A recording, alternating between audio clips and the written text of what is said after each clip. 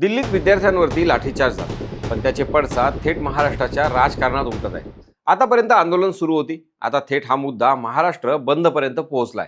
आणि विशेष म्हणजे जे विद्यार्थी या आंदोलनात आहेत त्यांनी ही हाक दिली नाही, तर एका राजकीय पक्षानं ही महाराष्ट्र बंदची हाक दिली आहे. वंचित बहुजन आघाडीचे प्रमुख प्रकाश आंबेडकरांनी बंदची हाक दिली. त्यामुळे विरोधी पक्षांना या आंदोलनात मोदी सरकारला घेरण्याची मोठी संधी दिसते का? आणि सर्वात महत्त्वाचं म्हणजे हा केवळ विद्यार्थ्यांचा प्रश्न राहिलाय की आता तो महाराष्ट्रातही मोठा राजकीय मुद्दा बनत चाललाय. आज या सगळ्या घडामोडींचा राजकीय अर्थ समजून घेणार आहोत. नमस्कार, मी स्वप्नील आणि आपण पाहत आहात त्याचं काय महाराष्ट्र. मंडळी, दिल्लीत घडलेली एक घटना आता दिल्लीपुरती मर्यादित राहिलेली नाही. काही दिवसांपासून नीट पेपर फुटी, विद्यार्थ्यांचा संताप, बेरोजगारी आणि शिक्षण व्यवस्थेवरील प्रश्न देशभर चर्चेत होतेच. पण संसद अधिवेशन सुरू असताना आंदोलक विद्यार्थ्यांनी दिल्लीत मोर्चा काढला आणि त्यावेळी पोलिसांनी केलेल्या लाठीचार्ज या संपूर्ण आंदोलनाला वेगळंच वळण दिलं. सोशल मीडियावर व्हायरल झालेल्या व्हिडिओमध्ये मुलांबरोबरच मुलींवरही लाठीचार्ज होत असल्याचं दिसलं. त्यानंतर हा विषय केवळ विद्यार्थ्यांचा राहिला नाही, तर विरोधकांच्या हातात एक मोठा राजकीय मुद्दा गेला. महाराष्ट्रात या घटनेची सर्वात आधी आणि सर्वात आक्रमक राजकीय प्रतिक्रिया दिली ती वंचित बहुजन आघाडीचे प्रमुख प्रकाश आंबेडकर यांनी. त्यांनी थेट महाराष्ट्र बंदची हाक दिली. विद्यार्थ्यांवरील पोलीस कारवाईचा निषेध, केंद्र सरकारवर दबाव आणि विद्यार्थ्यांना पाठिंबा या तीन मुद्द्यांवर त्यांनी भूमिका घेतली. विशेष म्हणजे त्यांनी फक्त आपल्या कार्यकर्त्यांनाच नाही, तर विद्यार्थी संघटना, सामाजिक संघटना आणि समविचारी पक्षांनाही या बंदमध्ये सहभागी होण्याचं आवाहन केलं. आता प्रश्न असा आहे की प्रकाश आंबेडकरांनी हा मुद्दा इतक्या वेगानं का उचलला? कारण महाराष्ट्राच्या राजकारणात गेल्या काही वर्षात विद्यार्थी प्रश्नावर मोठं राज्यव्यापी आंदोलन फारसं झालेलं नाही. पण नीट पेपर फुटी, स्पर्धा परीक्षांमधील गोंधळ, भरती प्रक्रिया आणि बेरोजगारी या मुद्द्यांमुळे तरुणांमध्ये आधीच नाराजी आहे. त्यामुळे विद्यार्थ्यांवरील लाठीचार्ज हा त्या नाराजीचा राजकीय दिशा देऊ शकणारा मुद्दा ठरू शकतो, हे प्रकाश आंबेडकरांनी ओळखलं असावं. अशी चर्चा राजकीय वर्तुळात आहे. दुसरीकडे दिल्लीत विरोधी पक्षांनी देखील ही संधी लगेच साधली. लोकसभेतील विरोधी पक्षनेते राहुल गांधी यांनी थेट पंतप्रधान मोदी यांच्यावर निशाणा साधत त्यांना युवक विरोधी म्हटलं. त्यांनी पेपर फुटी, विद्यार्थ्यांचं भविष्य आणि आंदोलकांवर झालेली कारवाई यांना एकत्र जोडत सरकारवर टीका केली. प्रियंका गांधी यांनीही ही आपलीच मुलं आहेत असं म्हणत पोलीस कारवाईवर प्रश्न उपस्थित केले. काँग्रेस अध्यक्ष मल्लिकार्जुन खरगे यांनी संसदेत हा मुद्दा उपस्थित करण्याचा प्रयत्न केला.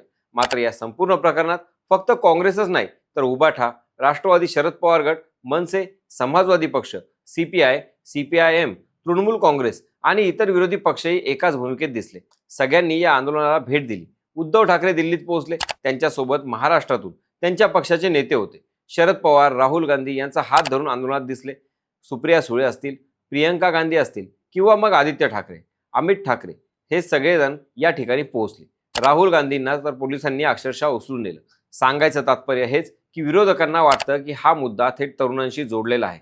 बेरोजगारी, पेपर फुटी आणि शिक्षण व्यवस्था हे असे विषय आहेत की त्यावर राजकीय पक्षांपेक्षा सामान्य विद्यार्थी आणि पालक अधिक भावनिक असतात. त्यामुळे सरकारला घेरण्यासाठी हा प्रभावी मुद्दा ठरू शकतो. महाराष्ट्रातही हा मुद्दा वेगानं राजकीय होताना दिसतोय. उद्धव ठाकरे गटानं आधीच केंद्र सरकारवर विविध मुद्द्यांवर आक्रमक भूमिका घेतली आहे. काँग्रेस देखील या आंदोलनाच्या बाजूने उभी आहे. आता प्रकाश आंबेडकरांनी महाराष्ट्र बंदची घोषणा केल्यानंतर महाविकास आघाडीतील पक्षांची भूमिका काय असणार याकडे सगळ्यांचं लक्ष लागलंय. कारण जर या मुद्द्यावर विरोधक एकत्र आले तर हा केवळ विद्यार्थ्यांचा प्रश्न राहणार नाही, तर महाराष्ट्रातील मोठं विरोधी आंदोलन बनू शकतं. याच ठिकाणी महाराष्ट्राच्या राजकारणात एक वेगळीच समीकरणं तयार होताना दिसत आहेत. कारण हा मुद्दा फक्त दिल्लीतील लाठीचार्जचा नाही, तर तो थेट महाराष्ट्रातील लाखो विद्यार्थी, स्पर्धा परीक्षा देणारे युवक आणि त्यांच्या कुटुंबाशी जोडला जात आहे. गेल्या काही वर्षात एमपीएससी, पोलीस भरती, शिक्षक भरती, नीट, नेट, सेट, विविध स्पर्धा परीक्षा आणि पेपर फुटीच्या घटनांमुळे तरुणांमध्ये आधीच नाराजी होती. त्यामुळं विरोधक या सगळ्या घटनांना एकाच धाग्यात गुंफण्याचा प्रयत्न करत आहेत. त्यांचा दावा असा आहे की ही केवळ एक घटना नाही, तर तरुणांच्या प्रश्नाकडे सातत्यानं दुर्लक्ष होत असल्याचं चित्र आहे. त्यामुळे संसदेत देखील विरोधकांनी रणनीती बदलली. सुरुवातीला राम मंदिरातील कथित देणगी घोटाळा, इतर राजकीय मुद्दे आणि सरकार विरोधी प्रश्न मांडले जात होते. पण विद्यार्थ्यांवरील लाठीचार्ज झाल्यानंतर काँग्रेस, समाजवादी पक्ष, डावे पक्ष, तृणमूल काँग्रेस आणि इतर मित्र पक्षांनी शिक्षण, पेपर फुटी आणि विद्यार्थी आंदोलन हाच मुख्य मुद्दा बनवण्याचा निर्णय घेतला. सरकार चर्चेला तयार होत नाही तोपर्यंत संसदेचं कामकाज रोखण्याची भूमिका विरोधकांनी घेतली. म्हणजेच हा मुद्दा आता संसदेपासून रस्त्यापर्यंत नेण्याची रणनीती आखली जात आहे. महाराष्ट्रात याचे राजकीय परिणाम किती होतील हे मात्र पुढच्या काही दिवसांवर अवलंबून असेल. प्रकाश आंबेडकरांच्या महाराष्ट्र बंदला किती प्रतिसाद मिळतो, महाविकास आघाडीतील इतर पक्ष किती सक्रियपणे रस्त्यावर उतरतात आणि विद्यार्थी संघटना किती मोठ्या प्रमाणावर सहभागी होतात, हे पाहणं महत्त्वाचं ठरणार आहे. कारण बंद यशस्वी झाला तर विरोधकांना एक मोठा राजकीय मुद्दा मिळेल, पण प्रतिसाद कमी मिळाला तर सरकार हा मुद्दा केवळ राजकीय असल्याचं सांगण्याचा प्रयत्न करेल. दुसरीकडे महायुती सरकारसाठी ही परिस्थिती सोपी नाही, कारण विद्यार्थी, बेरोजगारी आणि शिक्षण हे विषय थेट जनतेशी जोडलेले असतात. त्यामुळे सरकारकडून या प्रकरणावर काय भूमिका घेतली जाते, आंदोलनावर काय प्रतिक्रिया दिली जाते आणि पेपर फुटीसारख्या मुद्द्यांवर कोणते ठोस निर्णय घेतले जातात, याकडे सगळ्यांचं लक्ष असेल. म्हणूनच आजचा प्रश्न फक्त दिल्लीतील लाठीचार्जचा नाही, तर हा प्रश्न आहे देशातील तरुणांच्या विश्वासाचा, त्यांच्या भविष्याचा आणि त्यावर सुरू झालेल्या राजकारणाचा. विरोधकांना या आंदोलनातून मोदी सरकारला घेरण्याची मोठी संधी दिसत आहे, तर सरकारसमोर हा मुद्दा अधिक वाढू न देण्याचं आव्हान आहे.